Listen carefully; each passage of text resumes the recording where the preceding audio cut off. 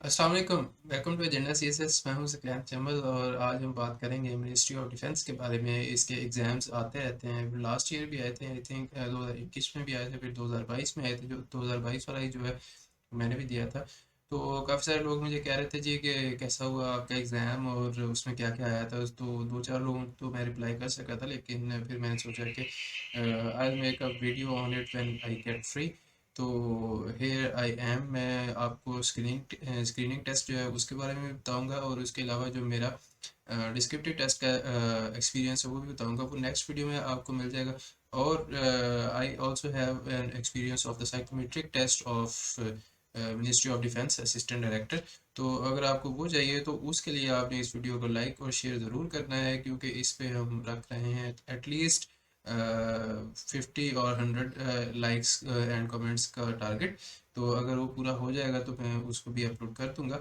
क्योंकि टाइम नहीं होता तो मुझे कुछ मोटिवेशन तो चाहिए ना। मुझे मोटिवेट आप लोगों ने करना है कि जी ये वाला कंटेंट चाहिए या इस चीज़ के ऊपर मज़ीद वीडियोस बनाते हैं, क्योंकि ये हमारे लिए हेल्पफुल है। और बात भी ठीक है, क्योंकि मिनिस्ट्री ऑफ डिफेंस का जो साइकोमेट्रिक टेस्ट है, it is one of the most difficult test in Pakistan psychometric के हवाले से। अदरवाइज सीएसएस पीएमएस के जो साइकोलॉजिकल हैं वो थोड़े से बच्चों वाले होते हैं। मैंने पीएमएस का साइकोलॉजिकल दिया हुआ है, मैं इसलिए आपको श्योरली बता सकता हूँ कि ये बात बिल्कुल ठीक है। तो उसके बारे में गाइडेंस भी ज़रूरी है और उसका एक्सपीरियंस जो है वो लोग ढूंढ रहे होते हैं कि कोई बंदा मिल जाए जिसने ये दिया हुआ है। तो अगर आपको भी चाहिए तो आप मुझे बताइएगा, लाइक और कमेंट्स ज़रूर कीजिएगा। And let's get started. Screening test के बारे में आज बात करते हैं। इसके बारे में कुछ मिथ्स हैं या कुछ अफवाहें फैलाई गई हैं, कुछ जो चीज़ें हमें समझ नहीं आती वो भी हम डिस्कस करेंगे। तो अभी पहले मैं आपको पेपर ब्रेकडाउन पे ले जाता हूँ। पेपर ब्रेकडाउन कैसा है जी? First of all we have English. जो मेन सेक्शन है इसके मैं आपको वो बता रहा हूँ। तो इंग्लिश में क्या क्या आया था वो मैंने डिटेल में आपके लिए लिख दिया है कि सिनोनिम्स भी आए थे और एंटोनिम्स भी थे। फिर prepositions थी, सूटेबल वर्ड्स जो हैं उनको सब्स्टिट्यूट करना था, या फिर यू कह लें suitable words fill in the blanks की फॉर्म में। और करेक्शन ऑफ सेंटेंसेस जो है वो भी थी कि जी इन तीन चार जुमलों में से कौन सा जुमला ठीक है या इनमें से किसके स्पेलिंग्स ठीक है वगैरह वगैरह। और पैराग्राफ कंप्रीहेंशन। पैराग्राफ कंप्रीहेंशन मैंने तो बाद में की थी एंड पे। खैर द पॉइंट इज़ कि जो पैराग्राफ कंप्रीहेंशन है ये भी थी। और बाकी भी सारे सेक्शंस तो आपने देख ही लिए। तो इंग्लिश के ऑलमोस्ट 35 to 40 क्वेश्चंस थे आई थिंक। अब ये टेस्ट चूँकि हुआ था लास्ट ईयर दिसंबर में, तो इसलिए मुझे अब एग्जैक्टली तो याद नहीं है, बट आई ट्राई कि मैं मैक्सिमम रिकॉल करके आपको चीज़ें बता सकूँ। ठीक है जी। तो इंग्लिश से एक मेजर पोर्शन है आपका जिसको आपने फोकस करना होता है। दूसरे पे आते हैं, वो है जी मैथ्स। मैथ्स या फिर जनरल एबिलिटी। उसमें सिर्फ और सिर्फ जनरल एबिलिटी नहीं है, उसमें और भी चीज़ें हैं। एक तो ये है कि जी जनरल प्रॉब्लम्स या जनरल एबिलिटी या जनरल मैथ्स जिसको आप कहते हैं, वो है जो कि हम सीएसएस में पढ़ते हैं और जिसके हम नॉर्मल एफपीएससी बीपीएससी के एग्जाम्स के लिए प्रैक्टिस करते हैं। वो सारी जनरल एबिलिटी कहलाती है, जनरल मैथ्स कहलाता है। तो एक तो वो था। और उसकी अगर आपने वैसे तैयारी नहीं की हुई या करना चाहते हैं तो इसी चैनल के ऊपर पूरी मैथ्स की सीरीज़ जो है वो मौजूद है। लेक्चर्स की पूरी प्लेलिस्ट मौजूद है, वो 40 से ज़्यादा लेक्चर्स हैं। फ्री में है, आपको किसी एकेडमी में जाना नहीं पड़ेगा। तो अगर आप ने सीखना हो तो आप उस प्लेलिस्ट से सीख सकते हैं। ऊपर आई के बटन में आपके लिए कुछ इंपॉर्टेंट लिंक्स होते हैं, उनको भी देख लिया करें। उधर से शायद कोई आपको अच्छी वीडियो मिल जाए, कोई प्लेलिस्ट मिल जाए जो कि आपके काम की है। तो उसको लाजमी एक दफ़ा देख लिया करें, 4-5 लिंक्स होते हैं। अच्छा जी। एक तो जनरल मैथ्स हो गया। दूसरा है जी analytical ability. It is one of my most favourite topics या फिर things to solve. Analytical ability के ये आपके दिमाग को वाकई थोड़ा सा ना झंझोड़ता है। You get creative, you get to explore the different possibilities of a question. तो आप वो डैशेस लगा के डब्बे बना के ए ने बी के साथ रहना है, बी सी के साथ नहीं जाएगा, सी डी के साथ नहीं रह सकता, सी डी से 2 कमरे दूर रहता है वगैरह वगैरह, और ए और टी जो है हमेशा इकट्ठे रहते हैं। इस तरह के क्वेश्चन हैं ठीक है। वो मतलब घरों में रहने वाले या फिर पेंसिल्स वाले या फिर कोई कोई भी और चीज़ें हो सकती हैं। पैटर्न सेम होता है, आपने उनके पॉसिबल जो वेरिएशन है वो बनानी होती हैं। फिर नीचे जो कंडीशनल सेंटेंसेस हैं उसके ऊपर आपने हर एक क्वेश्चन को सॉल्व करना होता है कि अगर टी जो है वो पहली स्पेस पे है तो फिर चौथी स्पेस पे लाजमी कौन आएगा, या कैन भी या मस्ट भी या नन ऑफ दीज वगैरह जो भी। ठीक है जी। तो ये बहुत मज़े के होते हैं, आपको करनी चाहिए इसकी प्रैक्टिस, स्पेशली अगर आपने मिनिस्ट्री ऑफ डिफेंस का पेपर देना है या आई थिंक एनटीएस के एग्जाम्स में भी ये आते हैं। तो इन दोनों के अगर आपके एग्ज़ाम आते हैं तो आपको इसकी प्रैक्टिस करनी चाहिए, इसके ऊपर आपको मलका हासिल होना चाहिए जिसको कहते हैं, या फिर हूर हासिल होना चाहिए, ताकि आप वहाँ पे नंबर लूज़ ना करें। अच्छा जी, मैं अपनी स्ट्रेटजी भी बताऊंगा, परेशान नहीं होना आपने कि मैंने शुरू किस तरह से किया एंड किस पे किया। लाइक टाइम बहुत थोड़ा सा था तो I had to pick and choose. चलें, पाकिस्तान स्टडीज़ आगे आगे मेजर पोर्शन है, फिर इस्लामियात है, फिर जनरल नॉलेज है जो कि वर्ल्ड जनरल नॉलेज जिसको आप कहते हैं, लॉन्गेस्ट रिवर कौन सा है, शॉर्ट डीपेस्ट लेक वगैरह, इस तरह के क्वेश्चंस। इस्लामियात का भी आपको पता है, पाकिस्तान स्टडीज़ का भी। एवरीडे साइंस, इसके भी क्वेश्चन आए हुए थे, काफ़ी सारे थे, और करंट अफेयर्स के। अच्छा, मैथ्स जो है ना, इसके क्वेश्चंस आप कह लें कि 20 से 25 मैथ्स के क्वेश्चंस थे, और ऑलमोस्ट 20 के अराउंड जो है वो जनरल एबिलिटी के भी थे। ठीक है जी।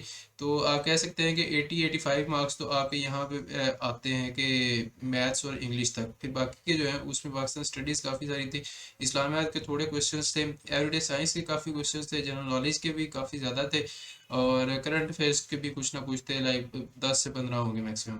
ठीक है। तो ये तो थी उस पेपर की कंपोजिशन। ठीक है जी। अब हम कुछ मिथ्स को बस्ट करते हैं कि जो लोग अफवाहें फैलाते हैं या फिर इस तरह की बातें हो रही होती हैं, क्या वो ठीक भी हैं कि नहीं। तो जी, स्पेसिफिक पैटर्न नहीं है इस एग्ज़ाम का। सबसे पहली बात यह है कि 2019 में आई थिंक इससे पहले हुआ था, और उसके बाद 2021 में हुआ था। तो उन दोनों जो एमओडी के एडी एमओडी के एग्जाम्स की बात कर रहा हूँ, मैंने सब इंस्पेक्टर का नहीं दिया। ठीक है जी। तो उनके अंदर हमें ये देखने को मिला कि philosophy, political science, sociology, geography, IR, काफ़ी सारे सब्जेक्ट्स के क्वेश्चन आए हुए थे, एमसीक्यूज आए हुए थे। तो मेरी एक इसको प्रिपेयर ना करने की वजह भी यही है, ऑल्दो मैंने प्रिपेयर नहीं किया but still I was able to pass, क्योंकि मेरी तैयारी थी। मैं आपको नीचे जाके बताऊंगा भी। तो मेरी रिवीजन ना करने की मेन वजह भी यही थी कि जी, Pakistan studies, everyday science, maths, English वगैरह ये तो मैं कर लूँगा, या फिर मैं मतलब रिवाइज कर लूँगा, लेकिन जो बाकी आने हैं 60-70 नंबर या 80 नंबर, उनका मैं क्या करूँगा, उनके बारे में मुझे क्लू नहीं था। मतलब कि यू कैन से कि जिस तरह आप लेक्चरशिप के एग्ज़ाम्स के लिए प्रिपेयर करते हैं, पॉलिटिकल साइंस है, फिज़िक्स है, आईआर हो गया, सोशोलॉजी वगैरह, तो हर एक सब्जेक्ट के अंदर 5-5 हज़ार, 4-4 हज़ार, 3-3 हज़ार एमसीक्यू होता है। तो अगर मैं वो प्रिपेयर करने बैठ जाता तो किसी एक सब्जेक्ट की भी तैयारी नहीं होनी थी, किसी एक की भी नहीं होनी थी। सो आई लेफ्ट इट कि भाई मैंने उनको नहीं करना, मैंने ये वाले जो पोर्शन है इनको ही करना है। बट देन अगेन मैं उन दिनों में काफ़ी ज़्यादा बिजी था, तो मेरी किसी एक सब्जेक्ट की भी या किसी एक पोर्शन की भी बिल्कुल भी रिवीजन नहीं थी। ठीक है जी, कतई नहीं थी, कोई एक दफ़ा खोल के भी नहीं देखा। हाँ, ये है कि मैं आई थिंक अकेडमी में पढ़ा रहा था, तो उसकी वजह से मुझे करंट अफेयर्स आते थे। ठीक है जी। तो उसके बगैर मैं गया था, तो लेकिन मेरी लक ये है कि इस पैटर्न के ऊपर पेपर आ गया। जो पुराना जो पोल साइंस आईआर वगैरह मैं आपको कह रहा हूँ, वो वाला पेपर बिल्कुल भी नहीं आया, कोई एक भी क्वेश्चन नहीं आया। ये वाले सारे पोर्शन से जो कि मैंने आपको बता दिए, तो it clicked in my favour. ठीक है जी। तो कोई सेट पैटर्न नहीं है, इस दफ़ा हो सकता है कि इस पैटर्न पे आया, नेक्स्ट टाइम हो सकता है कि इससे चेंज हो जाए, मे बी वो इसी में ऐड कर दे, pol science, sociology, maths, communication वगैरह, कोई भी सब्जेक्ट डाल सकते हैं, वो उनकी मर्जी होती है। कोई पता नहीं होता आपको कि कहाँ से आना है। लेकिन इसमें ये बात अच्छी है कि अगर उनको नहीं पता तो किसी को, आपको भी नहीं पता या किसी आपके दोस्त को भी नहीं पता, तो सब के लिए सेम लेवल है। ठीक है जी। ऑब्वियसली जिसका पोल साइंस में मेजर है तो उसको थोड़ा बहुत फ़ायदा हो जाएगा अगर पोल साइंस के एमसीक्यूज आए हैं, अदरवाइज सारों के लिए सेम लेवल पे पेपर होता है। तो उस वक्त फिर मेरिट काफ़ी नीचे आ जाता है, लाइक 110 5 पे, 115 पे, बस इधर आ जाता है। लेकिन इस दफ़ा जो है मेरिट वो काफ़ी हाई रहा है। अच्छा जी, not a very tough exam, कोई इतना टफ एग्जाम नहीं है कि आप कहें कि बहुत ज़्यादा मुश्किल एमसीक्यूज आए थे जनरल नॉलेज के या पाकिस्तान स्टडीज़ के या इस्लामियात के। नहीं, बिल्कुल आसान थे, मैंने बिल्कुल भी रिवीजन किए बगैर में चला गया था। फिर भी मैंने उसमें काफ़ी अच्छे स्कोर किए हैं। नीचे जाकर मैं आपको बताता हूँ कितना स्कोर है मेरा। तो क्यों मैं कर सका हूँ, क्योंकि उसमें इंग्लिश भी आसान थी और उसमें बाकी सारे क्वेश्चंस भी आसान थे। ठीक है जी। और मैथ्स मेरा अपना फेवरेट है। अच्छा जी, मेरिट इज़ ऑलवेज वेरिएबल, पहले बता चुका हूँ आपको कि पिछले 2019 और 2021 में है, एक दफ़ा आई थिंक 94 पे था, एक दफ़ा 105 पे या 110 पे, इस तरह करके मेरिट रहा है। ठीक है जी। इससे ऊपर ऊपर जितने भी थे वो सारे क्वालिफाई हो गए थे और उन सबका साइकोमेट्रिक हुआ था। लेकिन इस दफ़ा जो है मेरिट काफ़ी ऊपर गया है, सो मच सो कि आई कैन से कि एटलीस्ट 140 लाए, ठीक है। 130 की लाइन में मैंने 3-4 लोगों से बात की है, उनमें से किसी का भी नहीं था हुआ, लेकिन एटलीस्ट 140 हो सकता है, या फिर हो सकता है 150 भी हो, क्योंकि पेपर ही बहुत आसान था। मेरे अपने 155 मार्क्स से ही, चले आपको बता देता हूँ। वो कैसे मैंने कैलकुलेट किया, नेगेटिव मार्किंग निकाल के, और मैंने जो टोटल अटेम्प्ट किए हुए हैं वो वगैरह निकाल के, हमारे पास आई थिंक वो आ गई थी उनकी बुकलेट, एक किसी बंदे ने शेयर की हुई थी, तो उससे हमने अंदाज़ा लगा लिया था।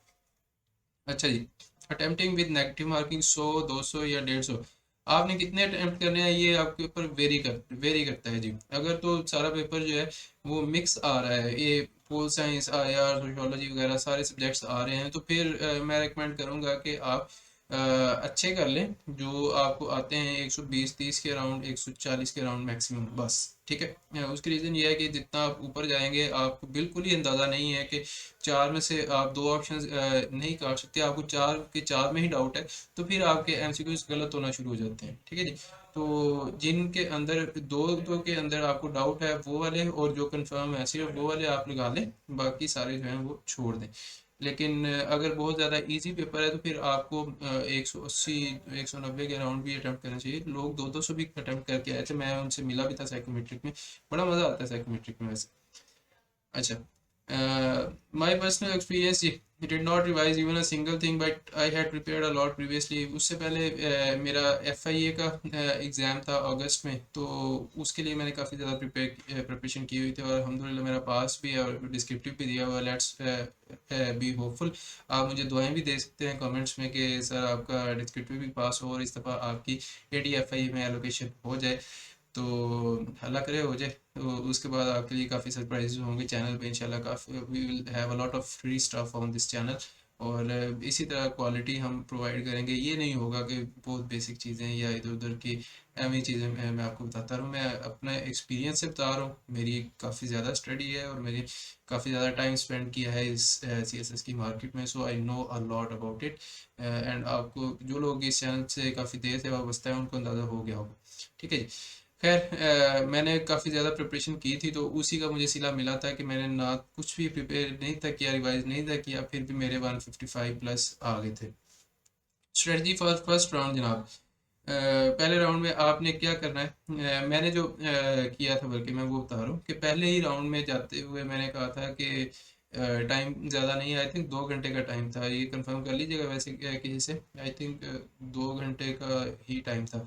तो उसके अंदर आपने 200 एमसीक्यूज करने हैं, तो ऑब्वियसली टाइम कोई ज़्यादा नहीं है, बहुत शॉर्ट टाइम होता है। अक्सर लोग जो है हम लोग पूरे कर भी नहीं सकते, और मेरे साथ भी ऐसा ही हुआ था।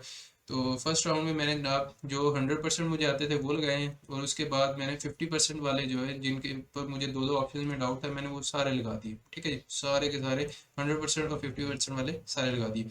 उसके बाद मेरी स्ट्रेटजी क्या थी कि मैंने एनालिटिकल एबिलिटी और कंप्रीहेंशन अटेम्प्ट की। याद कीजिए, ये यहाँ पे देखिए, ये बाकी के सारे पोर्शन जनाब, antonym, synonyms, suitable words, prepositions वगैरह, ये आते आते आपको इजीली कर सकते हैं कंप्रीहेंशन भी, ठीक है। जनरल जनरल मैथ्स के प्रॉब्लम्स भी इजी होते हैं, बाकी सारे भी।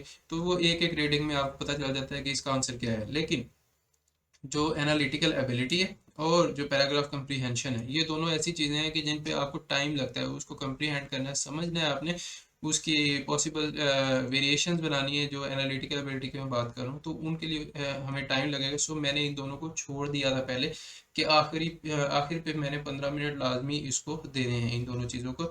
और याद रखिए कि आपने लाजमी अलहदा से इनको देना है। अगर आप एनालिटिकल एबिलिटी नहीं करते, वैसे ये मिथ है कि जिस तरह एफपीएससी में है कि सारे के सारे पोर्शन में आपको अलग-अलग पास होना ज़रूरी है, उसी तरह मेरे ख्याल में कि जो लोग जनरल एबिलिटी और इंग्लिश में फेल हो जाते हैं, आई थिंक उनको नहीं बुलाते हो, ठीक है।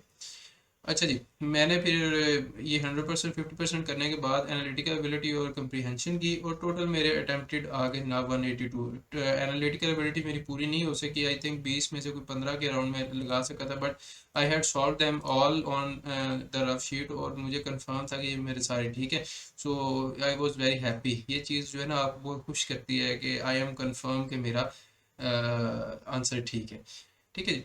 और myths remain, it is possible that only those are shortlisted that qualify in each and every section। ये myth है, जस्ट ये किसी से कंफर्म नहीं हो सकता। एक दोस्त है वैसे, उसने तो बताया था कि ऐसा कुछ भी नहीं होता, आपने ओवरऑल ही देखना होता है, but I have my reservations. आप मुझे कमेंट्स में बता सकते हैं कि क्या कोई ऐसा बंदा है जिसने कोई एक सेक्शन पूरा छोड़ दिया हो, लाइक इंग्लिश का या मैथ्स का, बट स्टिल ही क्वालिफाइड, तो फिर हम मानेंगे। ठीक है जी। तो ठीक है जी, ये आज की वीडियो थी। आई होप कि आपको पसंद आई है। मज़ीद वीडियोस के लिए चैनल को सब्सक्राइब कर लें। मैं आपसे मिलूंगा नेक्स्ट वीडियो में। नेक्स्ट वीडियो में हम इसी का डिस्क्रिप्टिव पेपर जो है उसको डिस्कस करेंगे। एंड टेक केयर, अल्लाह हाफिज़।